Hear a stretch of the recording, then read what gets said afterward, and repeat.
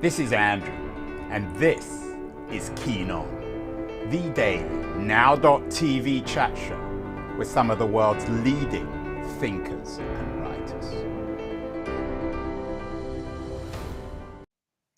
Hello, everybody. A few days ago, I saw an interesting movie on Netflix, of course, The Greatest Night in Pop, about a January night in 1985 when some of the greatest musicians of that age, including Diana Ross, Stevie Wonder, Michael Jackson, Bob Dylan, Bruce Springsteen, got together to sing a song, We Are the World, in direct response to, back then in 1985, the famine in Ethiopia, of course sparked by some of the work Bob Geldof was doing in the UK, for musicians to support suffering around the world. 50 years, though, of course, before 1985, in the mid-1930s, the United States was in the midst of the Great Depression. And rather than Ethiopia, the human suffering was next door, particularly in the American countryside. The Great Depression hit the farming communities of the Midwest with particular violence. Many farmers lost their homes, huge amount of suffering, starvation. And interestingly enough, there's a new book out about music as a way of, I don't quite know how to put it, music to address that great crisis in humanity in the mid-1930s. The book is called A Chance to Harmonize: How FDR's Hidden Music Unit Sought to Save America from the Great Depression, one song at a time. It's written by a Berkeley-based musicologist, Sheryl Kaskowitz, who is joining us from Berkeley now. She lives just up the road from where I used to live in Berkeley. Sheryl, can one compare the terrible violence of the famine in Ethiopia in 1985 with what was happening in America in the 1930s, do you think? It's so fascinating that you brought in that lens, because I hadn't made that connection before. But certainly, if you think about, the level of suffering, it's hard to compare suffering and trauma, but I think that it's hard for people to remember or to understand, since most of us don't remember, the level of suffering that was wrought by the Great Depression. People lost their homes, lost their jobs. Some people had to leave the land where they were because of dust storms, things like that. So I actually think it's a really interesting way in to think about it. Yeah, and it's rather crass to compare human tragedy and suffering. I don't mean to suggest that we can quantify them, but similar kinds of catastrophes and similar ways in which music was used to address that. Of course, when it came to The Greatest Night in Pop, the We Are the World, it was premised on the making of a single, which was then sold, and the money was used to support relief efforts in Ethiopia. What you write about, though, in A Chance to Harmonize is rather different. Song, or the role of local song, is more central. Is that fair? Yeah, absolutely. The music itself was used to help build community, boost morale, give people hope, and pride in themselves and in their communities. So in that way, it was more direct, right? It wasn't fundraising, and it was being done by the U.S. government, by the New Deal. So why don't you get into it? Of course, we've done many shows on FDR and the New Deal. Why was what you're describing in A Chance to Harmonize, the Hidden New Deal program that used folk music to try to change America, why is it so symbolic of FDR and the New Deal? Oh, That's a great question. What I often find is that people equate the WPA with the New Deal. And that was a focus on jobs and getting people back to work, and that was very important. This came out of an effort to offer relief. So it came out of the Resettlement Administration, which was brief. It lasted 2 years. Then it became part of the Farm Security Administration. It was renamed. And part of that was because it was probably one of the more radical agencies and initiatives of the New Deal in terms of an attempt to remake American ideology, I would say. And that is actually made very explicit in the reports about what the music unit and specifically was doing to try to build community on these government homesteads that were built by the Resettlement Administration in rural areas. They were meant for people. They were called stranded populations. And so that was farmers whose land had failed, literally could not farm anymore. The government would buy that back and turn it back into forest or a park situation. Then you have miners and other industrial workers where the mill had closed, the mine had closed. There was no other way to make a living where they were. And urban unemployed who were, in a way, stranded in the cities where they lived because there was no opportunities for work. And so it was this idea of getting people off of relief or the dole, and in this very dramatic way, and that was framed at the time as an experiment, building new homestead communities in these rural areas, having people come in and create something from scratch. And the idea was that it was supposed to be based on the idea of cooperation. And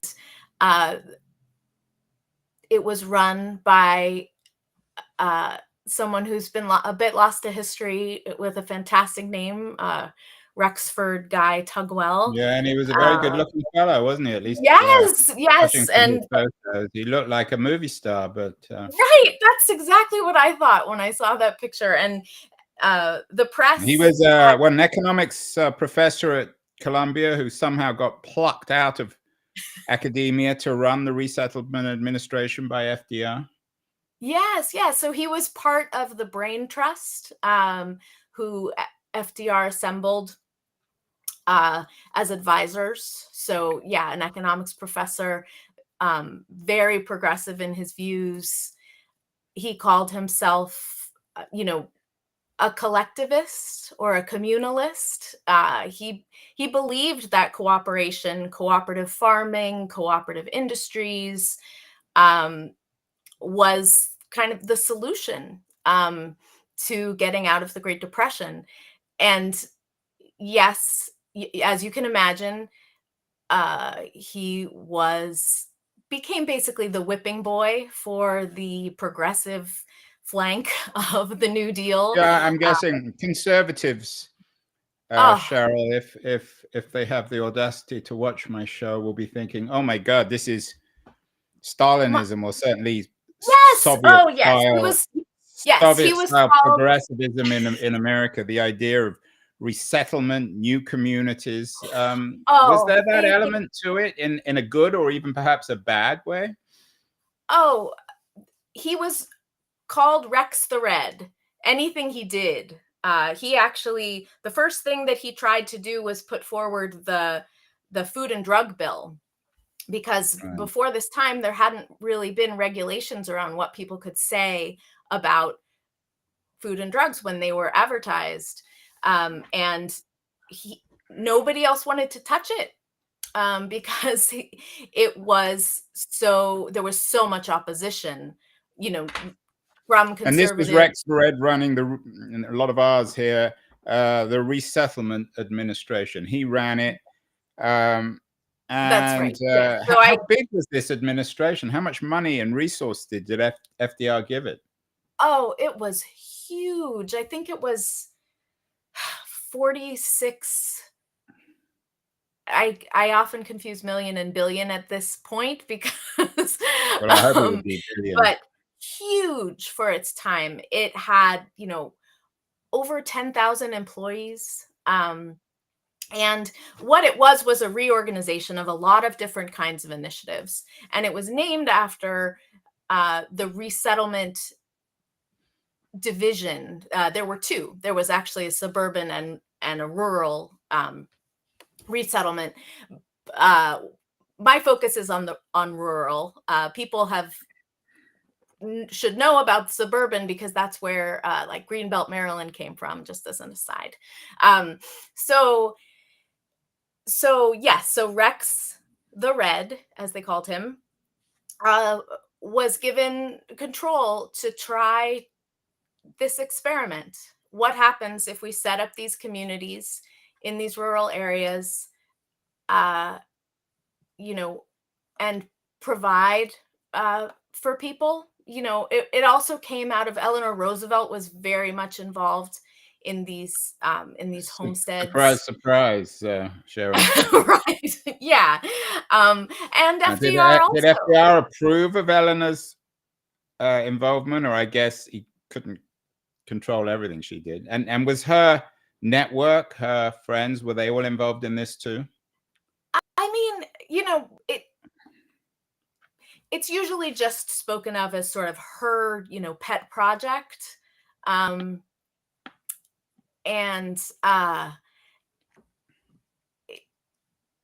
FDR, it depends on different stories tell it differently, but he believed in this back to the land movement, this idea about that, industrialization had brought people too far away from the land. And so he definitely supported it. And, if you go back a little bit farther, it comes out of the settlement house movement. I don't think that is an accident that they have such similar names. And that was, it was a focus on helping the urban poor. And I think that the idea of helping people, was a lot of the core of what they cared about. And To what and just extent was the Resettlement Administration a kind of a legacy of the progressive populism of men like William Jennings Bryan? Well, I guess I don't see it as connected in that way as I do to a focus more on community and this idea that the settlement house movement would have these houses where people would come and live. The people, like, they offered recreation, they offered classes, to help mostly the immigrant poor in the cities. And so that was more like in the during the progressive era is when it started. So um, who is most to say? You might remind us, because you know a lot more about it than I do, and certainly our audience. Who was behind the settlement initiative, the settlement communities themselves? yeah, well, that has a whole other history. It actually started in the UK, um, and then it was brought to the States. It was very much woman focused here in the States. So Frances Perkins was involved. A lot of New Dealers actually came out of the settlement house movement. And so Hull House in Chicago, Henry Street in New York, Eleanor Roosevelt volunteered at Rivington. settlement house on the Lower East Side, and some of her biographies point to that as when FDR went and visited her there. He So said something. let's get to the core of your book, Sheryl. A Chance to Harmonize. It's not about the resettlement administration. It's about the role or the way in which they sought to integrate music into these resettlements. Tell us what the thinking was behind that, and the role and centrality of this very ambitious, very radical idea associated with folk music. Absolutely. Well, it came because at the beginning, the homesteads, there was a lot of discord on them. There was a lot of, the morale was very low. People had been suffering, and here they were in this new community. You know, a lot of times it was being built around them. Their houses weren't ready. And so it was actually a conscious decision to send in music leaders to help with that morale, because it was seen as, and not just, you know, as recreation, it was really seen as core to the whole enterprise, that they needed to form this sense of community. And they felt that it actually came from the homestead directors. They said, we need music leaders.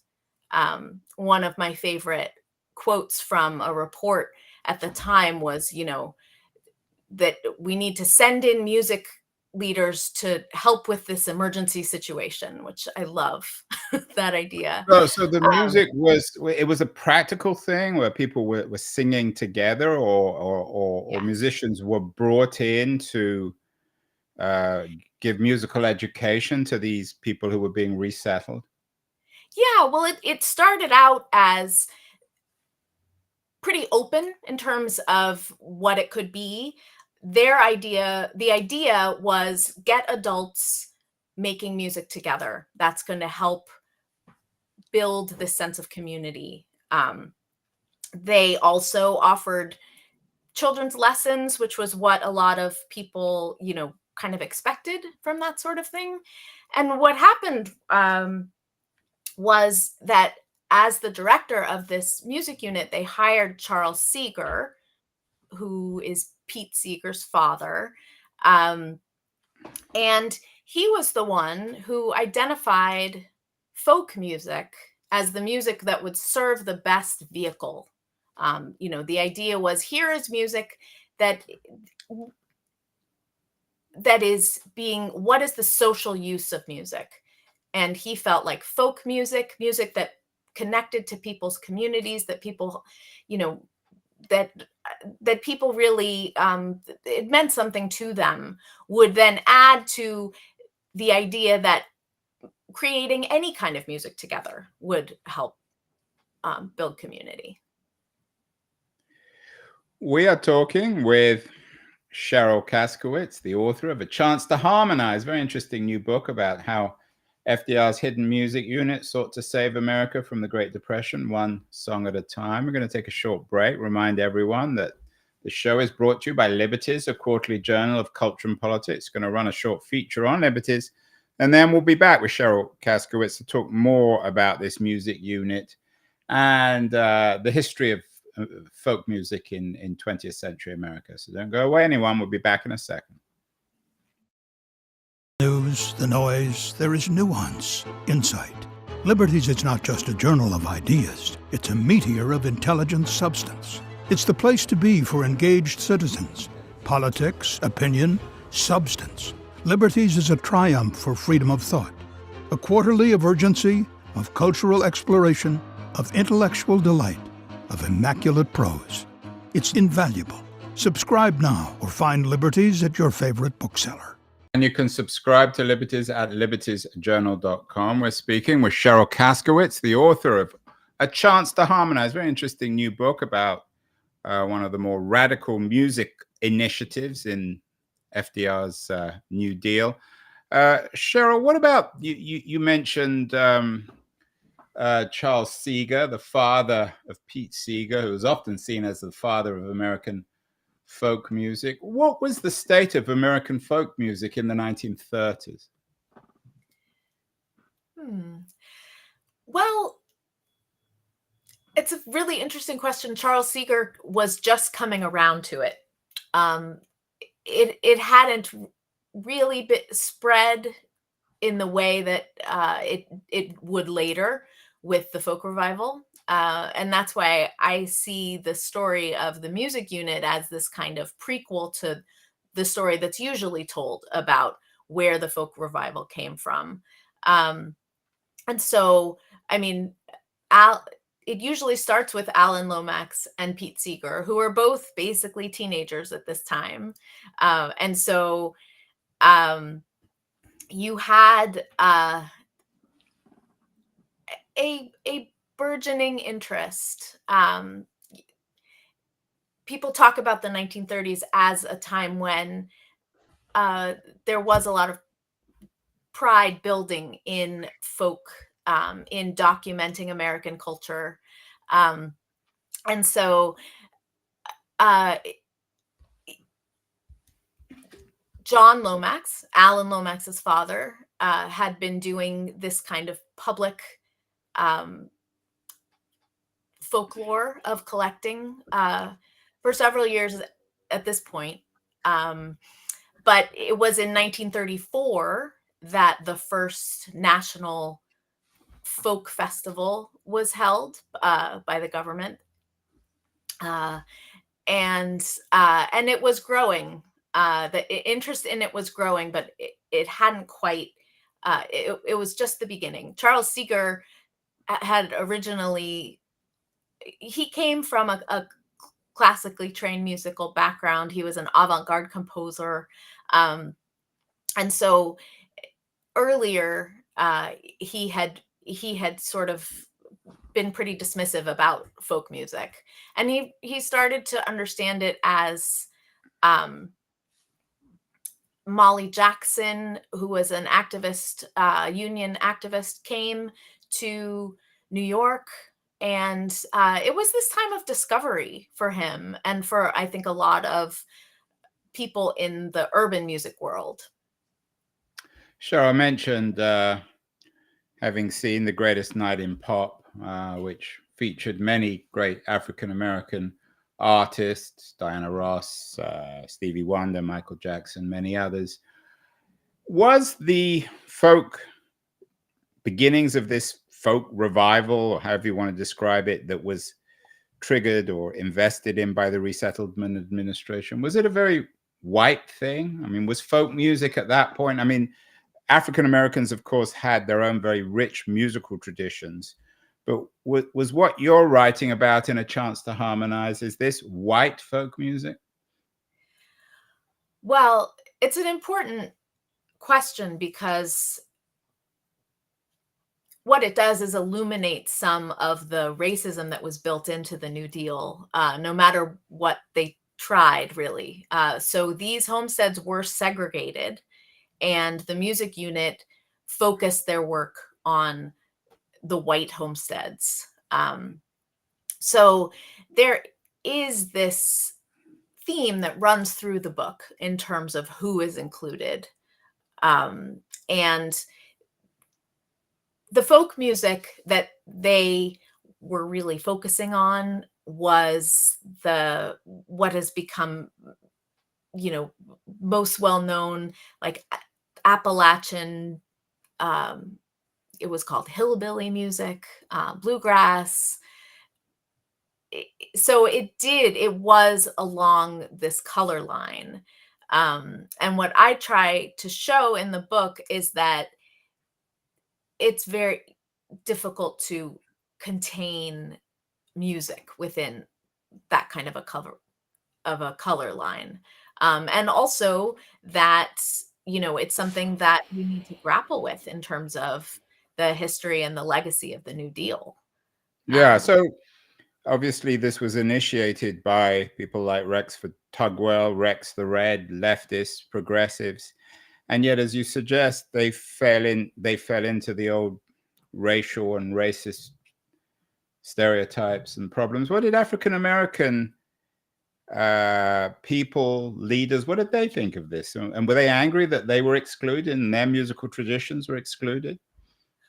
Well, I'll just say that people didn't really know about it at the time. There was a lot of, anger and activism around segregation starting around this time. And I will say that the Roosevelts and Tugwell, they considered themselves to be, pretty progressive in their racial views. What historians point to is the fact that the control of all these homesteads was given over to the local offices, either state or even more local. And when you're talking about the South, during this time period, it was ruled by Jim Crow segregation. So, yeah, I think that it is, what I can say in the book is that one of the collectors, whose name was Sidney Robertson, did do she collected folk music, and I can talk more about that, but part of what she did was to kind of break free, get off of the homesteads and go and capture some of the music that was happening in other communities, that weren't included. Sheryl, it's a fascinating story, but is your story, is this a narrative, a kind of historical curiosity? Did anything really come out of you said that the Resettlement Administration and Rex the Red's involvement was relatively short-lived. What are the concrete legacies of the story in musical and in political terms, the story you tell? Well, I think it's really interesting. Yes, the Resettlement Administration was started in 1935.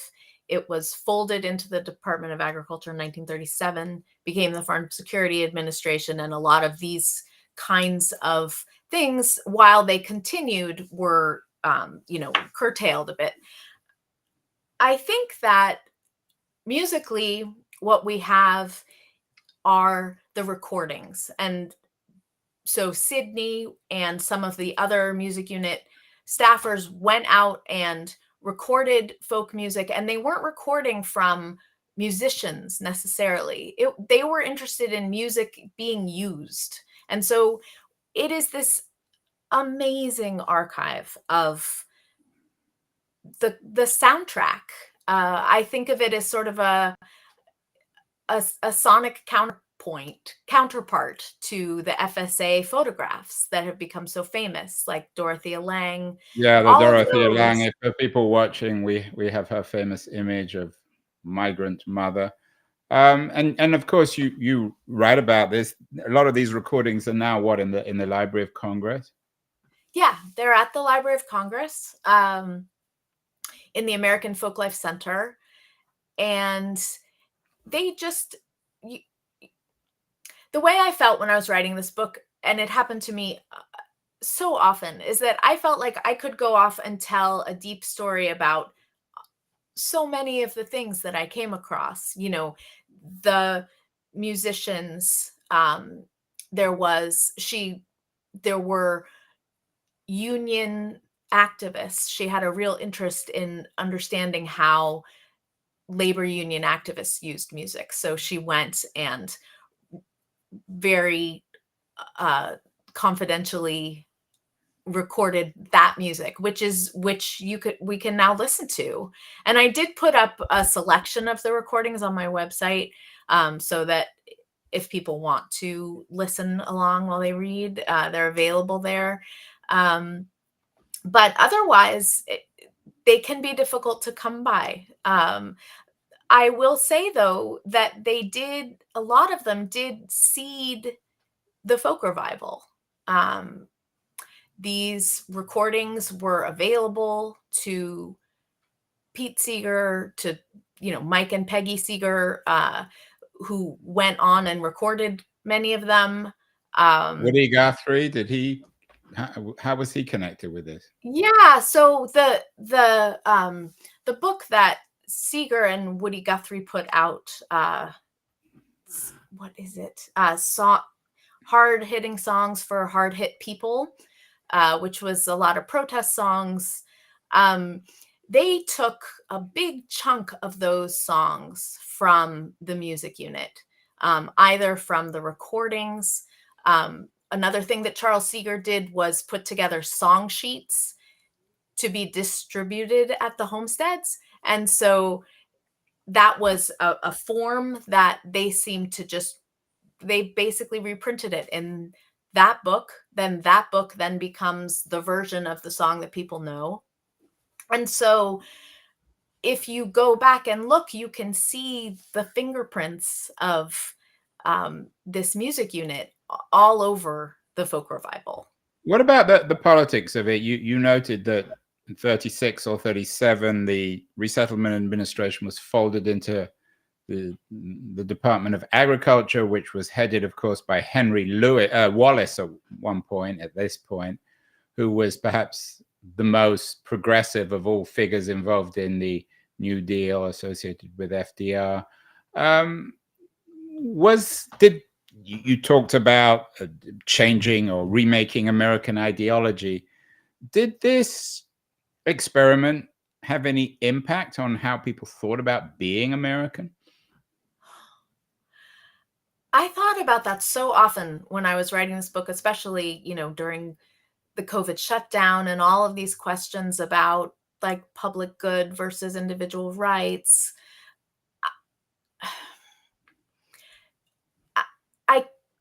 It would be difficult to argue that it made an ideological difference. I will say that in general, histories of the Resettlement Administration sort of paint it as a failure. It didn't work. It didn't do what it was supposed to do.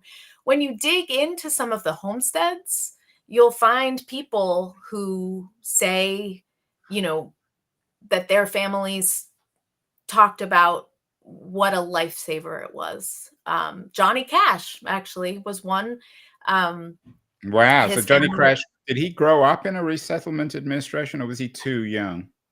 No, he was like young. He was around 5 when they moved there in Arkansas to Dyess Colony. And he talks openly about how his parents said that it saved them. That one was specifically for farmers whose lands had failed.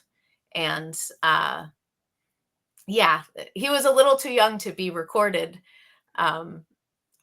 by the music unit, but I love the fact that there's that connection. Yeah, we wouldn't perhaps have Johnny Cash or his remarkable family had it not been for this initiative.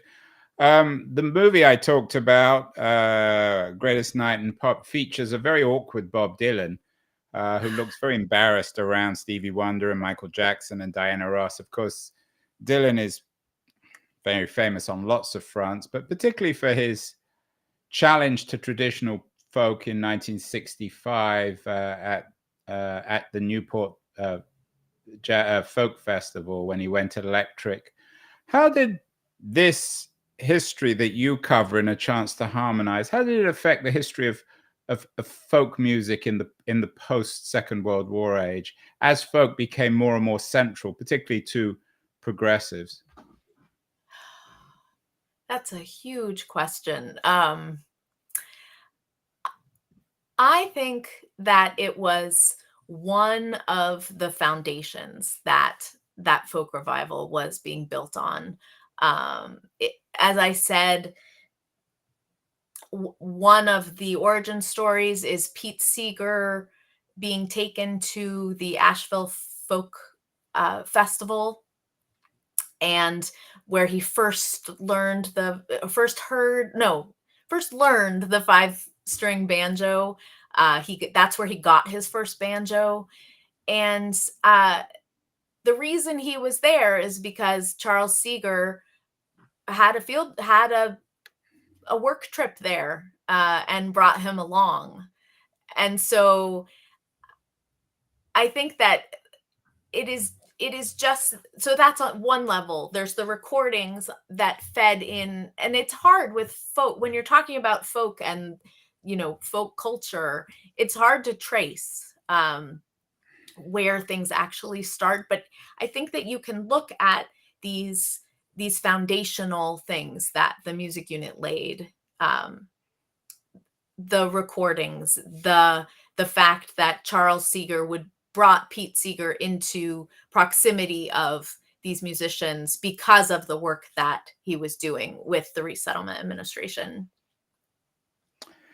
Finally, Sheryl, as America, or Americans, particularly progressives, try to rethink their platforms, their way of reorganizing society, can we learn anything from this about the challenges of the 2020s? I mean, obviously, the suffering of some Americans it can't be compared to what happened in the 1930s, but there are a lot of people suffering in America today: hunger, unemployment. Can we learn anything? And in telling this story and researching it, do you think there may be an opportunity for a second chance, another way of resettling America, of remaking American ideology in the 2020s, using perhaps modern technology, different ways of doing things? It's something I've thought about a lot. I saw that the Surgeon General declared an epidemic of loneliness and social disconnection. No social media. I think he saw it as being caused in part by this, what I think he thinks as an illness of social media, a pandemic of social media. Right. And that people have lost, actual in-person social connections. I mean, I think sometimes about the book Bowling Alone, written in 95, I think. Putnam's it's like book, and he's been on the show too, and we were actually talking about his book and his thinking earlier this week. Yeah, I mean, the fact that is not bowling alone anymore. Our bowling alleys have closed. So I do wonder about, if you look at that Surgeon General's initiatives to combat, and create social connection. I sometimes wonder, wow, is there a role for music in there? And I think that idea about digital connections, needs to be further explored. Do they count